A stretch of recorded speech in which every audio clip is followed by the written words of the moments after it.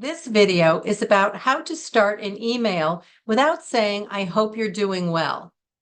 Rodrigo, one of our subscribers, felt that he was overusing the sentence, I hope you're doing well, and asked me for some alternatives. We send emails for personal use that are more casual, and we send emails for business use. And those are a little less casual or more formal, depending on the relationship.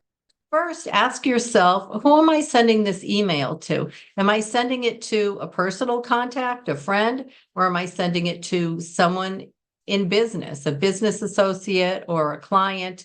And that will determine how you start the email. That will determine the tone, whether it's more casual or more professional.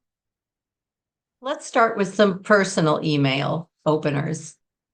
Here are 3 examples of how you can open your emails without using the sentence, I hope you're doing well. The first is, I was just thinking about you and thought that I would write to see how you're doing. I was just thinking about you and thought that I would write to you to see how you're doing. And here's another option. It's been too long since we've talked, and I didn't want another day to go by. How are you? I'll repeat that. It's been too long since we've talked, and I didn't want another day to go by. How are you? And here's a third option. Your name came up in conversation, and I realized that it's been too long. How have you been? And I'll repeat that. Your name came up in conversation, and I realized that it's been too long. How have you been? Some business relationships are very casual and informal, and other business relationships can be more formal. So be sure to think about the relationship that you have with the person before you start your email. These are some options that are a little more formal for business use. The first one is similar to, I hope that you're doing well, but it is a little more formal and used for business. I hope that this email finds you well. I hope that this email finds you well. The next option is, I hope that all is well, or I hope that all is well with you. I'll repeat that. I hope that all is well, or I hope that all is well with you. And here's another option. I was referred to you by so-and-so, and you should say the full name of the person. I was referred to you by Rebecca Carlin, the full name of the person. I was referred to you by Rebecca Carlin, who said that you would know how to handle the situation. Or I was referred to you by Rebecca Carlin, who knew that you would do a good job. Or I was referred to you by Rebecca Carlin, who said that this is your area of expertise. So there are different things that you can say depending on why you're emailing that person. Sometimes we email people to inform them of something, to tell them about something that's going on. So these are some options that you can use for more casual personal emails. I'm so excited about what happened, and I can't wait to tell you about it. I'll repeat that.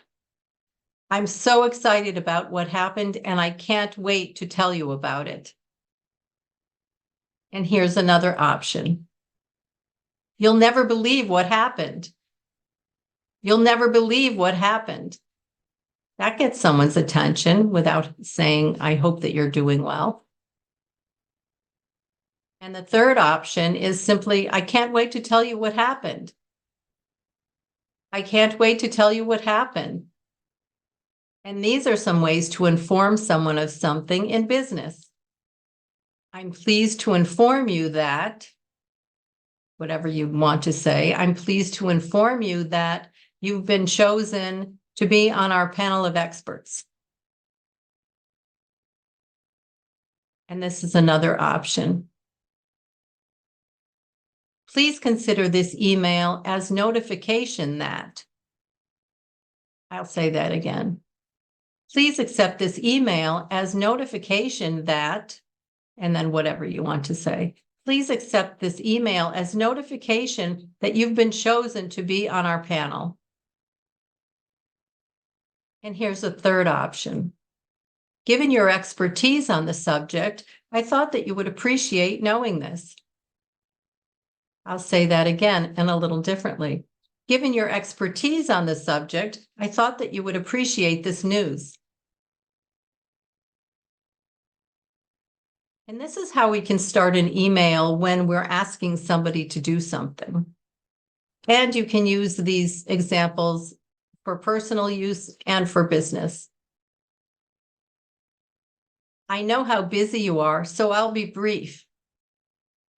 I know how busy you are, so I'll be brief. And here's another option. Your opinion is important to me, so I would appreciate it if you'd let me know what you think about this. I'll say that again. Your opinion is important to me, so I would appreciate it if you would let me know what you think about this. And a third option. I realize that you must be busy, but I would appreciate a few minutes of your time. And I'll repeat that. I realize that you must be busy, but I would appreciate a few moments of your time. Moments, minutes, you can say either. And these are 3 options that you can use when you're responding to someone's email. Thank you for your inquiry. Thank you for your inquiry. Thank you for getting back to me. Thank you for getting back to me. I like this one. Thank you for your quick response. Thank you for your quick response. Of course, you can use that only if the response was quick, but if the response was quick, it's a nice thing to say. Whether it's a personal relationship or a business relationship, it's always nice to show interest in the person's well-being. And I think that that's why people say, I hope you're doing well. However, I hope you're doing well is so widely used that at this point, it can sound a little less sincere than intended. I think that it's a good idea to think about the relationship that you have with the person and then to say something that's meaningful to that person. If you're writing an email and you still want to use, I hope you're doing well, that's okay.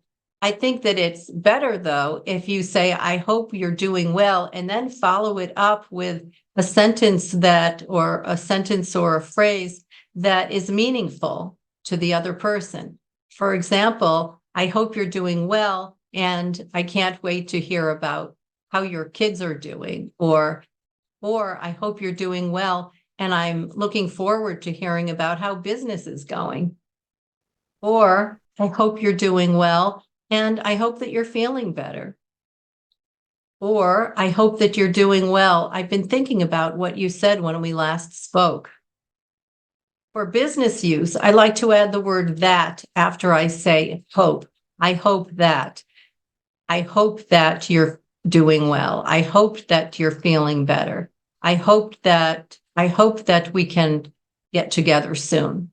I hope that the meeting went well. It sounds more professional. And I talk about that in my online course and coaching program. I'm Rebecca Carlin. I'm a native English speaker from Connecticut in the United States.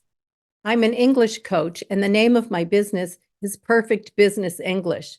I have an online course and one-on-one coaching program. In my course and coaching program, I help people to improve and refine their English in general, and I help them to speak in a more professional manner. I help people to increase their professionalism, their credibility, and their career success. If that sounds good to you, just go to www.perfectbusinessenglish.com. And if you like what you hear, please subscribe to this channel. And please help me to help others by sharing the channel. I'm here to help you. Let me know in the comments section what you'd like me to talk about in my videos. Rodrigo, one of our subscribers, spoke up and requested this video. He asked me if I could do this, and I thought it was a great question, and I'm glad that he asked it. And not only is he helping himself, he's helping other people. Thank you, Rodrigo. I appreciate your question. Until the next video, take care, be well, be kind, and be yourself. Speak up and ask for what you need, like Rodrigo did. You'll be rewarded for speaking up by getting what you want and by helping other people, which always feels good. You can do it. I know you can.